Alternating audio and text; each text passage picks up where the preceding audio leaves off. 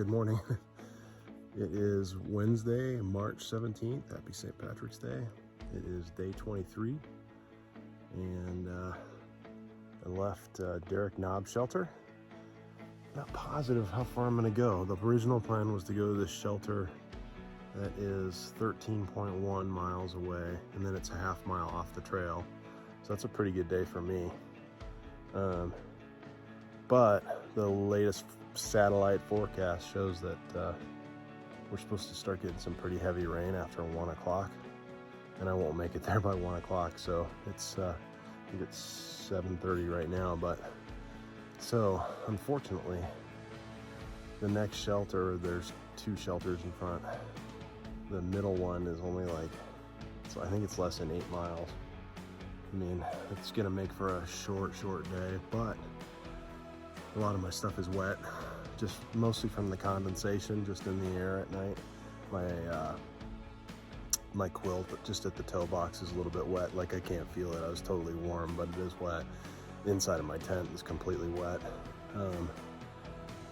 and a lot of my gear is just wet. So if I get to that shelter, I don't like to sleep in a shelter, but I might be able to like spread some stuff out a little bit, let it dry out a little, and that would mean tomorrow morning, get up early.